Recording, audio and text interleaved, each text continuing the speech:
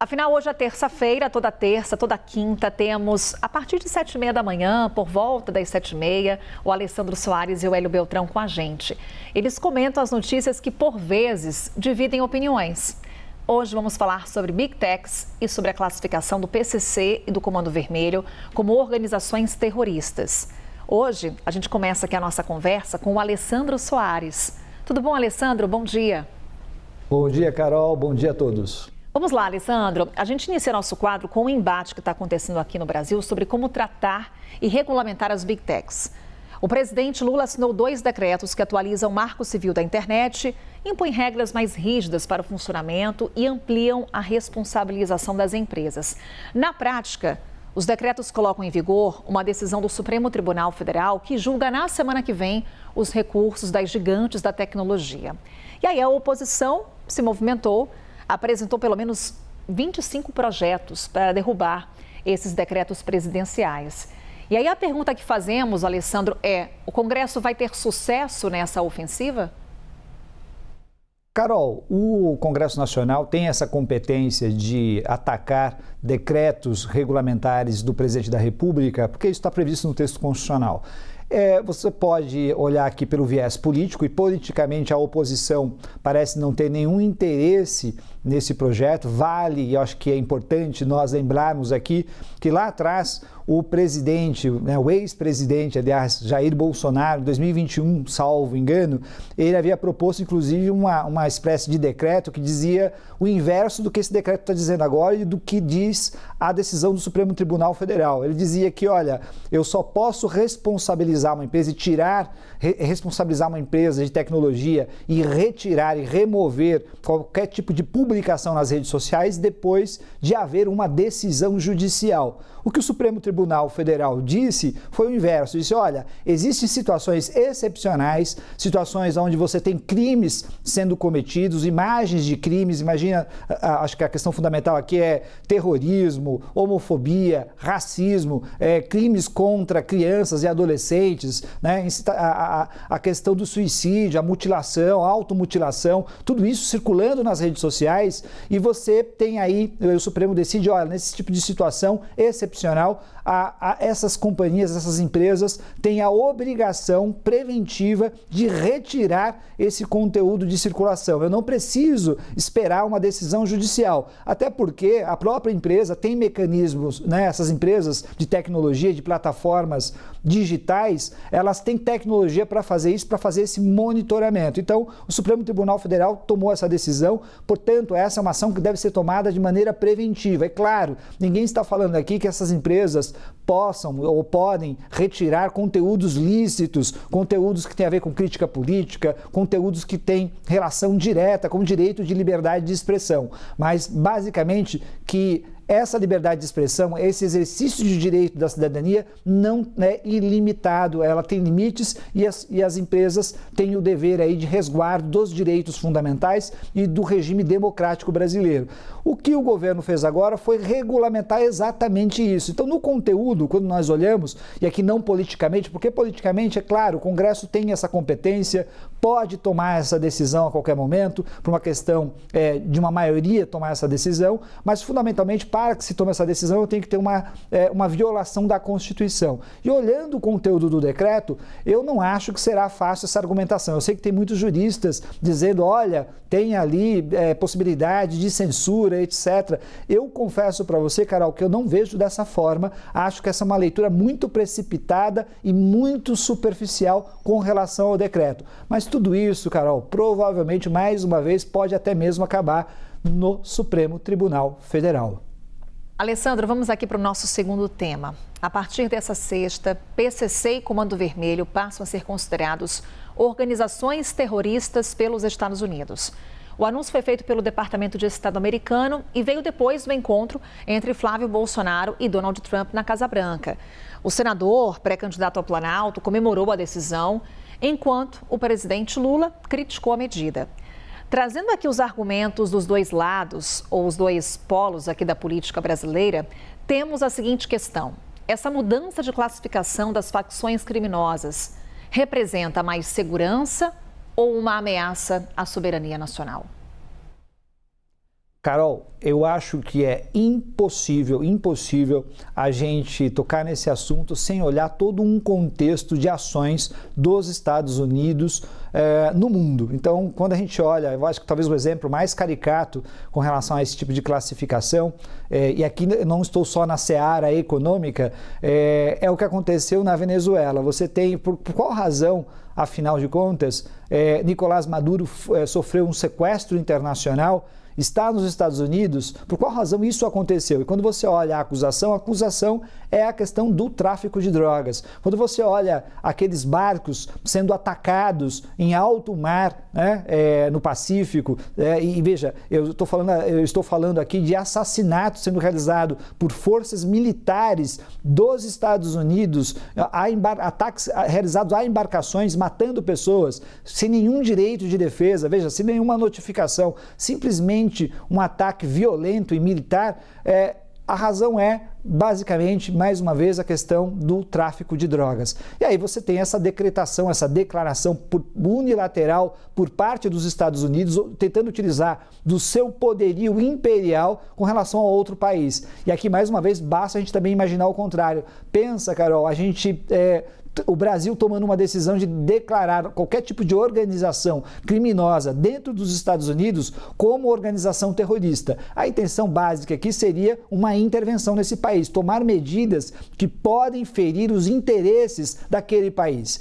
É esse o cenário que nós temos. E dentro desse cenário, é praticamente impossível você não verificar que essa ação, e aliás, nós podemos colocar mais uma cereja do bolo nesse contexto, que é essa ideologização do Departamento de Estado dos Estados Unidos, o comportamento do próprio secretário de Estado, Marco Rubio, e assim por diante. Quando nós vemos esse contexto, não tem como você não temer aí violações à soberania do nosso país, a questão da autodeterminação dos povos, da nossa autodeterminação enquanto país e de possível violação de direito internacional. Isso tem sido dito já há um longo tempo, não é surpresa que o Flávio Bolsonaro, a oposição, apoie esse tipo de medida, faça uma narrativa, porque é a narrativa punitivista tradicional da extrema-direita brasileira, e mais do que isso também se conecta muito com o tipo de mentalidade que esses caras têm, porque é uma mentalidade normalmente antinacional e, por incrível que pareça, né, contradizendo a própria narrativa do que eles dizem, é também uma atitude antipatriótica.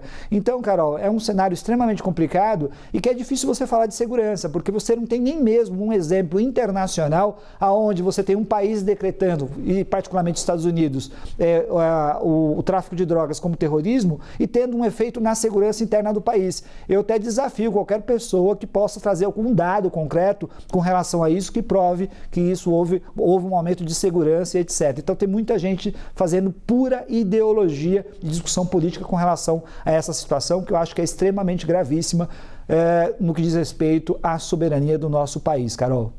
Essa foi a opinião do Alessandro Soares aqui com a gente, que volta na quinta-feira no feriado, hein, Alessandro? Estaremos de volta aqui no feriado, Carol. É isso. Obrigada, viu, Alessandro? Nós vamos seguir com o nosso quadro, agora recebendo o Hélio Beltrão, também nosso comentarista. Tudo bom, Hélio? Bom dia. Bom dia, Carol. Bom dia, turma. Vamos lá com os nossos temas, Hélio. A gente começa falando sobre regulamentação das Big Techs, que é um tema que está em destaque nos 3 poderes. E surgiu, inclusive, lá em Lisboa, no fórum organizado pelo ministro Gilmar Mendes. Em discurso, o decano da corte criticou o poder das grandes empresas de tecnologia e disse que a sociedade vive sob uma lógica de poder que classificou como tecnofeudalismo. Declaração, Hélio, que acontece às vésperas do julgamento dos recursos das Big Techs no STF e em meio a uma ofensiva da oposição no Congresso contra decretos editados pelo presidente Lula que vão em linha com a decisão do Supremo. São mais de 20 projetos para vetar as novas regras. Você vê entraves para essa ofensiva, Hélio, ou o Congresso deve derrubar os decretos de Lula? Carol, eu não sei se o Congresso vai conseguir derrubar, mas tem que derrubar. A oposição, como você mencionou, já protocolou 2 dúzias de projetos de decretos legislativos, que, por sinal, são um meio legal para assustar decretos presidenciais. Um decreto legislativo, para passar, precisa ser aprovado nas duas casas. Aí, na Câmara, o Lula tem o parça dele, o Hugo Mota, que tende a ajudar a manter os decretos. No Senado, o Alcolumbre atualmente não vem facilitando as coisas para o Lula. Veja, os decretos do Lula são mais um ato desse teatro da censura. Ele começou no início do governo Lula com Flávio Dino, quando ele era ministro da Justiça, e tentou enquadrar as Big Tech. Aí depois ganhou o corpo quando o Supremo Tribunal Federal reescreveu parte do Marco Civil da internet. E agora o governo está explorando as brechas que o Supremo deixou e está regulamentando as redes, só que escanteando o Congresso Nacional para isso. Ele está legislando. O objetivo do governo e do STF é que as redes se autocensurem. Para isso, o que eles fazem? Os decretos responsabilizam as redes pelos conteúdos postados pelos usuários, mesmo sem uma ordem judicial para retirada, como sempre disse o Marco Civil da internet, todo esse tempo aí, desde que ele existe.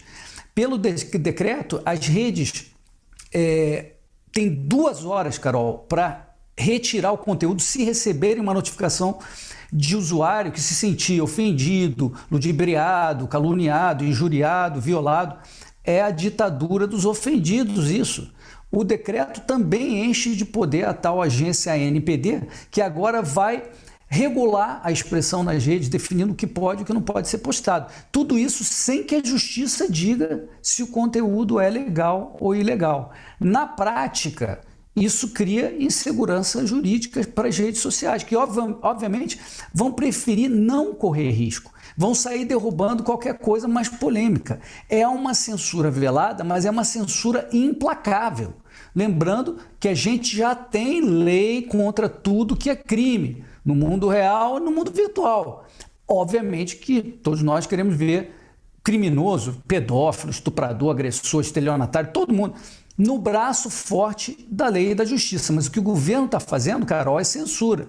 E é esse, talvez, o maior debate da atualidade. Nós vimos ontem, você mencionou, no Gilmar Palusa, esvaziado, por sinal, o ministro Alexandre de Moraes pregar pela regulação mundial das redes. Esse tipo de globalismo da censura é talvez o maior perigo para a nossa civilização. No Brasil, o Congresso é a trincheira da resistência e o Congresso precisa ser firme. Hélio, temos aqui o nosso segundo assunto. Decisão do governo Trump de classificar PCC e Comando Vermelho como organizações terroristas. A mudança passa a valer na próxima sexta-feira, sob críticas de Lula e de governistas e comemoração da oposição e de Flávio Bolsonaro. Inclusive, logo após o anúncio nas redes sociais de Marco Rubio, do Departamento de Estado americano, o senador escreveu que aquele era um grande dia e destacou a importância dessa medida para a segurança dos brasileiros. Já o governo emitiu uma nota na qual afirma que a soberania nacional é inegociável. Afinal, Hélio, quem está com a razão? Classificar PCC e Comando Vermelho como organizações terroristas significa mais segurança para o Brasil ou uma ameaça à soberania?